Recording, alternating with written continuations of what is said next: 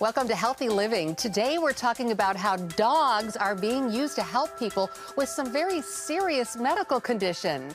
It's amazing, and it's all in the new book, Dr. Dogs, How Our Best Friends Are Becoming Our Best Medicine. And joining me is Maria Goodavage, who wrote the book, and Danielle Brooks, who suffers from narcolepsy, and her dog, Rolo, so sweet. Maria and Rolo are featured in the book. Maria, Danielle, so great to have you here. Thank you for having me. So, Maria, why did you write Dr. Dogs? Well, I've been writing about military dogs and Secret Service dogs for my last several books, and those are dogs who save the lives of their people by day and by night, often by use of their noses and the incredible bonds they have. And so I started learning about dogs who help people with all kinds of maladies and even detecting things like cancer in research settings. And I thought this is just such a next great step, because I want to tell the world about these amazing new cutting-edge jobs that these doctor dogs have that really follow the dog's natural tendencies. Now, Danielle, you battle uncontrollable narcolepsy and other sleep disorders. You actually fall asleep out of the blue, and little wakes you up. So before Rolo, what was your life like? So I have narcolepsy and cataplexy, and I also was recently diagnosed with POTS, and so that also has to do with like dizziness. So prior to Rolo, I was in high school, and I couldn't stay awake in class. I was a year-round swimmer and very competitive swimmer, and I couldn't make it through my practices. And every time I'd get in the car, I'd be asleep, and so my life just kind of revolved around sleeping, and it was just a struggle to to enjoy life and be able to like partake in what I wanted to do. So after getting a concussion in my driveway, after like laughing with friends from my cataplexy, which is loss of muscle tone during change in emotion, whether that's laughing or fear, which can be anything from facial drooping to complete paralysis. And so after getting a concussion, I decided I needed to do more, and I wanted to go off to college and be independent. So I looked, my dad's company somehow got in touch with this organization, Canine Partners for Life, which is located in Pennsylvania. And they had never done a service dog for narcolepsy, for anyone with narcolepsy, but they have often do service dogs for people with fibromyalgia, chronic fatigue, seizures, migraines, cardiac alert. So they were open and willing to train a dog for me to help me reduce fatigue by pulling along in his harness, possibly alert. He doesn't alert to cataplexy because it's brought on by emotion, but he alerts before my dizzy spells and sleep attacks, and as well as any headaches. So with that, I've been able to go to the University of Georgia and graduate. I have been able to not worry about the what if in life. Like, what if I fall asleep on the bus and miss my stop? Good. What if I, fall in public and, get hurt, or people think that I'm intoxicated or something, when that's not the case at all. It's just due to my medical condition that I would do that fall. But since I've had Rolo, I've only had 2 to 3 falls, and I've had him for over 5 years. But before that, I would have anywhere between 1 to 2 complete falls a month. So you would literally fall asleep while you were standing up? Cataplexy is not falling asleep. So cataplexy, I'm fully conscious. I just can't see, and my body feels like it's like tingling, and any touch or makes it worse. So that's not falling asleep, it's just complete paralysis. So the falling asleep aspect is due to the people with narcolepsy don't get deep restful sleep. So we dream the whole night, and it's very exhausting on your body. So I kind of compare it to, imagine staying awake for 48 hours and then wake up feeling that way, feeling that exhaustion, the brain fog, fatigue, just struggling to get out of bed. So with Rolo, he's able to wake me up to my alarms. He's able to wake me up to my alarms from a medication that I have to take, at 11 and at 3 in the morning. And so with that, I was able to move out and live on my own in college, and now I'm in graduate school at Georgia State University and pursuing a degree in speech therapy. So he's just completely given me so much independence. And so he sleeps with you and wakes you up when you need to take your medicine. Yes. And what else does he do to help you? So he pulls me along to reduce fatigue. So I kind of compare that to, imagine being on really sturdy rollerblades and just being pulled along nicely. So I'm able to have more energy throughout the day and, you know, be able to say yes to things and say yes to, oh, I want to go to that football game, or I'm going to go on a walk at the park, He also has gotten me out and about and doing things, and in the service dog community as well. So he's also picks things up for me. So you actually had to go through a training period of about 3 weeks, right? Yes. Where you and Rolo sort of bonded and got your groove together. Yeah, so for this organization, Canine Partners for Life, they matched based on personality and lifestyle. So they need a dog that would alert and a dog that was energetic yet kind of would be relaxed at the same time. And so with that, like after you get matched, then you go up for 3 weeks of training. You learn how to, take them on an airplane, what to say when someone says, no, you can't have that dog, even though they're allowed everywhere according to the ADA, except for like certain places in the hospital. So yes, we went through 3 weeks of training and had field trips to the zoo and field trips to Philadelphia. That was like our big last one. So they really prepare you well to go out in the world and be successful as a team and as a partnership. How does he fit into grad school? So we have long classes, so he sleeps through them all and he makes sure I take my nap during the day, and I came from undergrad and went straight into grad school, so he's used to like the study life, but our new apartment has a dog park in the back, so he's really enjoyed that. Well, he's just so sweet, and you're so confident and relaxed. I'm sure he's made all the difference in the world. It must have been terrifying having narcolepsy. Well, it's not terrifying. It's more along the lines of, so I got this diagnosis as a freshman in high school, and it's not now, for me, it was like, this disorder doesn't define me, but it's just a part of my life. And I've had to learn to find a new normal, and, before Rolo, I'd push my limits, and then I would know that was, I needed something more to be able to want to go do all the things I wanted to do. So one of my favorite memories and something I'm really proud of is that I was able to study abroad in England and Scotland with Rolo.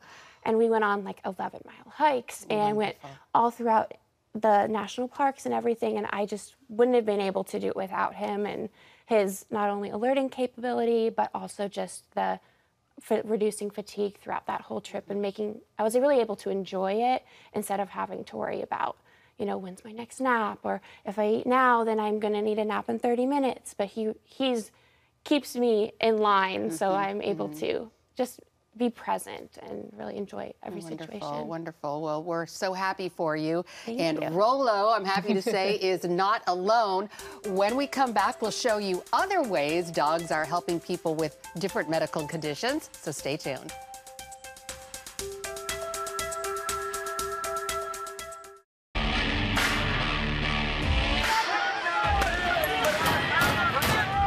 Having sex before you marry is a bad idea. Don't tell me there's no such thing as gun violence. That just depends on your definition of when life begins.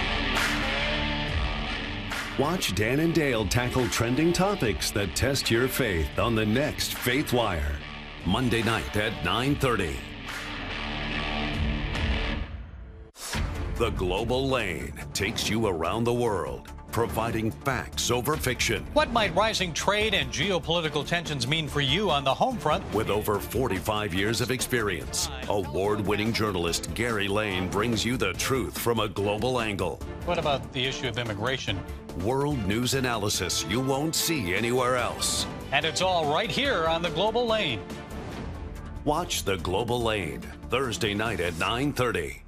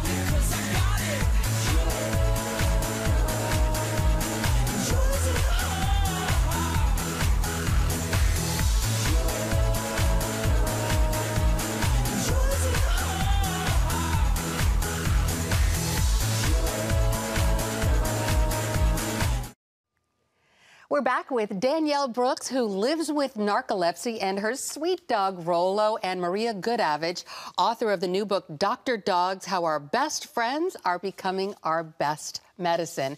And Maria, you feature so many people with different medical conditions in your book who are helped by these dogs, such as Clay Ronk and his diabetic alert dog, Whitley. Clay has type 1 diabetes, right? Yes, and they learned about it during a terrible emergency when he was 7 years old. He had to be rushed, airlifted to San Francisco Hospital, where they saved his life. And he tried for years to get one of these dogs who can alert to high or low blood sugars. And when he was 14, he was paired with Whitley, who is truly a lifesaver. She is so good about staring at him, and she has something called a brinzel, which she can pick up. It's hanging off of her, like a tube hanging off of her collar. And when she smells a low blood sugar, she'll sit and stare and just make sure he knows, and he'll test. And she's inevitably 15 or 20 minutes before his devices, before his monitors. Yeah, wow. It's incredible. And she actually can awake from a deep sleep to tell him that he's going into a low. So she's a lifesaver. And she also goes to college with him. Oh, wonderful, yeah. wonderful. Well, you also talk in your book about Dr. Dogs who help people who are prone to having seizures. Yes, yeah, that's another one of the wonderful things they do. They give people back their lives because people do not know when they're going to have a seizure. And so the dogs are now being trained to sniff before they can tell the scent of someone before they have a seizure. There are probably other signals that they're using, but now they're training them on scent for the most part, and they can also tell them, here, you're going to have a seizure, and so they won't shower, or they'll sit down if they're outside, they'll take their medication, and then, like Danielle's dog, they're with them while they're seizing. They're trained what to do. Some call 911 or the nearest relative, and they're just best friends in these situations. We have a picture of Leslie Fong and her seizure alert dog named Bud. Yes. And these two are good buddies. This is just after one of her tonic-clonic seizures. Those are grand mal seizures. And he's there. He cuddles up with her. He actually goes underneath her. He sidles up to her so she doesn't get damaged when she's going through one of these seizures, and then he's there with her for the stage after the seizures. He's her best friend. I just saw her the other day, and they're doing great. Oh, that's wonderful. What's really cool about the seizure alert dogs is that's like an innate ability. So once they figure out that dog can alert, then they go in and can keep on working and training that skill. Some dogs can get it, and some dogs don't. And a lot of the times the dogs self-train, and the people realize, wait, my dog is getting anxious, and then 10 minutes later I have a seizure. So those people can learn to read their own dog, and it's really a life-saving mission. Fascinating. And we know that some dogs can even detect cancer, which is mind-boggling. A lot of people can't believe that dogs are able to do that. But you talk about a Japanese community that has a very high rate of stomach cancer, and they're using Dr. Dogs there. Yeah, and that's actually that's the first screening study. Most of the work in cancer is being done in research centers. Now, get it out of the way. These are not beagles locked away in cages. These are happy dogs. They're usually pets who come in for the day, and they're really trained, and they can detect cancer around a cancer wheel. And in Japan, they have a very high stomach rate of cancer in this gorgeous community.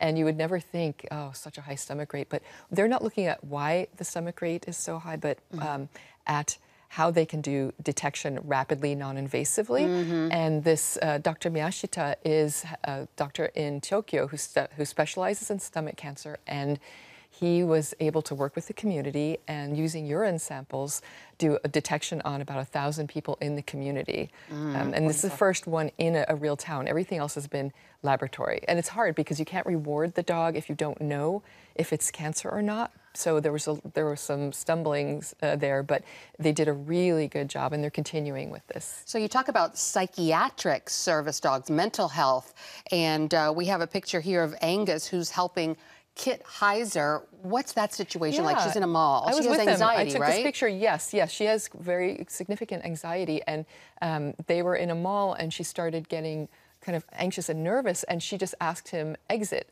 And he knew where the exit was, and he was able to get her to the exit. This can happen in concerts, and he also leans into her and does all the things that dogs can do to lessen the anxiety that people have, but in a very direct way that's really helpful to her. They have a lot of skills around these, and this is very common with dogs trained for PTSD as well. So people with these types of disorders can go out in public, because a lot of times people with PTSD and severe anxiety, they don't like to be out in wide open spaces where there are a lot of people. Right, the dogs give them back their world. And speaking of psychiatric disorders, this is a very serious mental illness. We have a picture here of Molly, who was actually cutting herself and hallucinating because of her mental illness, and her dog Hank helps her. Can you elaborate on that? Yes, her dog was her pet dog, and one time she was hospitalized. She had tried to take her life because she has both auditory and visual hallucinations, and they're always telling her really bad things. And so,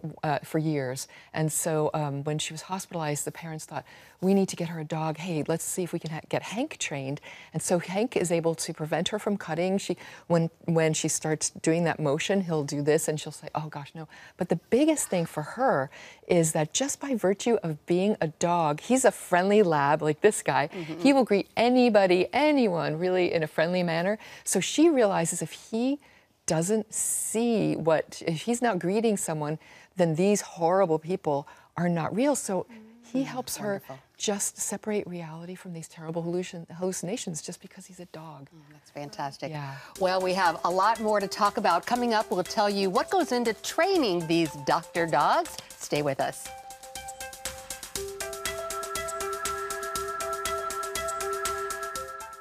If you want to be an attorney with a passion for serving people and for excellence, Regent University needs to be high on your list.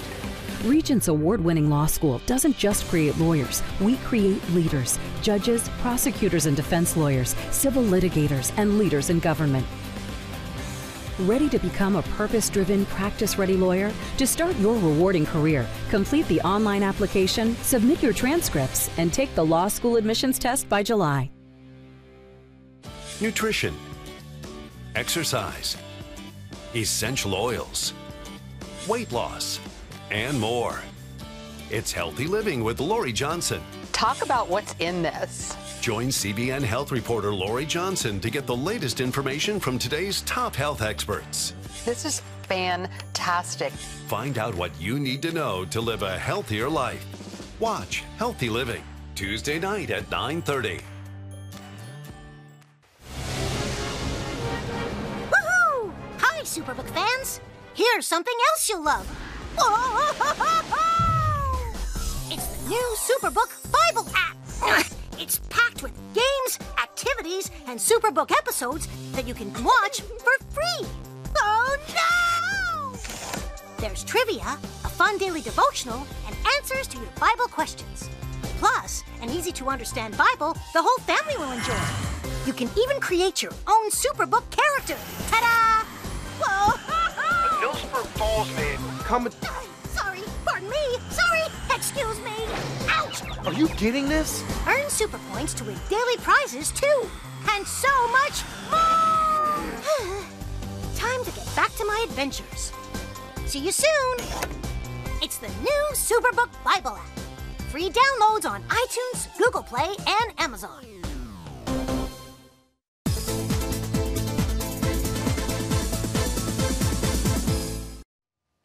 Welcome back. So when it comes to training, it's all about the smell. Maria, tell us how these dogs are trained.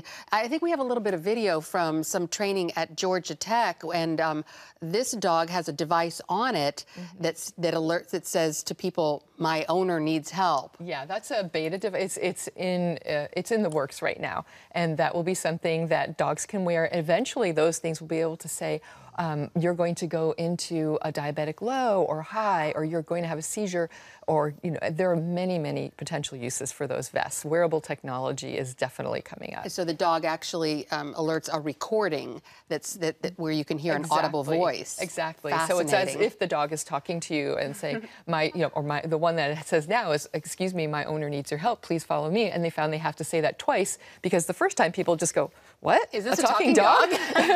So, but that's not really the that's the thing of the future. There are many future uses of what they're doing now. For instance, for the cancer research, which is going on all over the world, it's really exciting. They're finding that dogs can find cancer at early stages for cancers that are really hard to normally detect at an early stage. So that's really exciting, but they're not going to have dogs in your doctor's laboratory because dogs are only human, and they have their off days, and there are better things ahead. Dogs are this beautiful link to a future which a lot of scientists and researchers envision having these e-noses, electronic noses, that will be able to really easily detect cancer based on what the dogs are smelling. There are physicists and chemists working to find out the scent of cancer, and eventually, not in the distant future, maybe you'll be able to go breathe into a tube and find if you have any type of cancer. And it's a very hopeful future based on our best friend's work right now. And you know, so many cancers, there are no early detection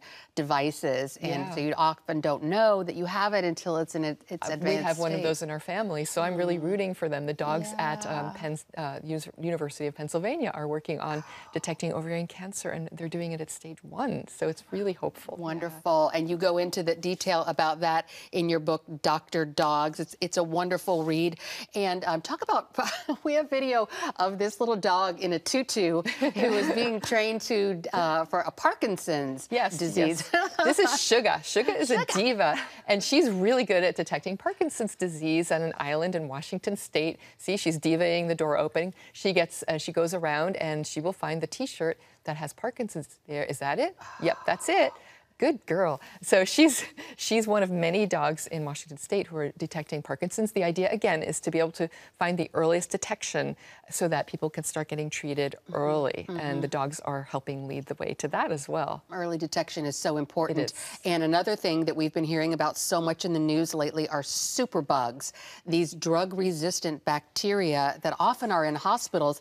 And I believe we have video of a dog sniffing out a superbug in a hospital of all places. Yes, this is up in Vancouver. This is Angus, and he's sniffing out C. diff, Clostridium difficile, which is very easily spread among a lot of populations who are in hospitals.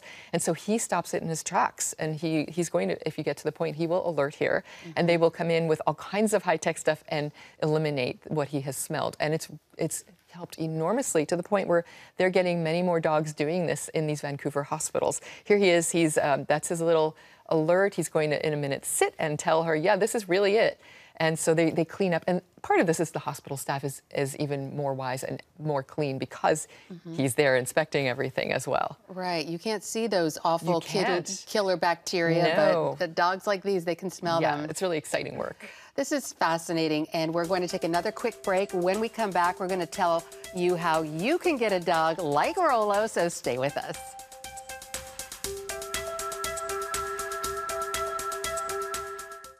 Too often, we carry baggage from our past. You know what it's like. It affects everything and everyone in our lives. It's always there, weighing us down and keeping us from achieving true happiness. But do you know God never meant for us to be trapped in the past? You can be free of your baggage. Learn how God's forgiveness leads to changed lives and new beginnings. Call the 700 Club. I'm Ephraim Graham, and this is Studio 5. Cruise with me as I discover the good things happening in the world of music, sports, television, and movies. The fact that Ryan Coogler was going to be directing the film, I knew that something special was going to happen. We'll chat with artists at the forefront of entertainment and explore the connection between popular culture and faith. I asked my pastor, I said, well, does that mean I'm supposed to be a preacher? He says, well, no, you already have a pulpit. Watch Studio 5, Wednesday night at 9:30. Tikkun Olam. This is our nature as a country. To make the world a better place. Literally, we felt the earth shaking. The Christian Broadcasting Network presents To Life, how Israeli volunteers are changing the world. This film needs to be seen by everyone. I was in tears. Now you can own the inspiring documentary To Life on DVD. There is blood on our hands if we know and we walk away. I'm so grateful that this film was made. To Life can be yours for a gift of $10 or more. Call 1-800-700-7000 or log on to CBN.com. We know that every minute counts to save life. It'll bless Israel, but it'll also bless all the friends of Israel. Discover the untold story of how Israeli volunteers are making the world a better place. Call 1-800-700-7000 or log on to CBN.com to get your copy today. And we're back, and the moment you've all been waiting for. Danielle, so many people would love a dog like Rolo and need a dog like Rolo. How did you get him? So I did a lot of research and searched a lot online to find like organizations that were really well known, as well as I reached out to people who've gotten dogs from those organizations to see if the dogs were well trained, how the training went when you received the dog, if you got support afterwards after receiving your dog.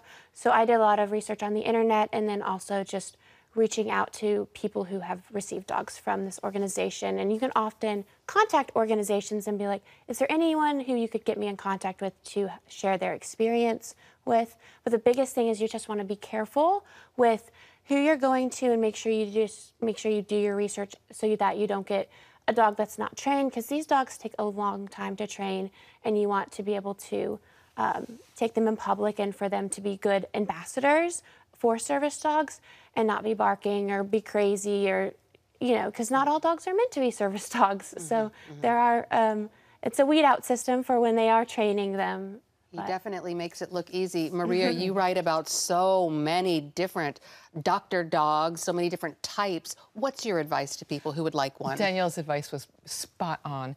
And really, really do your homework, because there are a lot of really good organizations out there that produce very good dogs. There are some well-meaning ones that don't produce such good dogs, and then there are actually organizations that rip people off. Oh. And you have to be so careful. As Danielle said, contact people who have had dogs through them, more than one person, see what their follow-up is. Just be extremely careful. There are many ways to train many different types of dogs, so just, yeah, homework is so essential.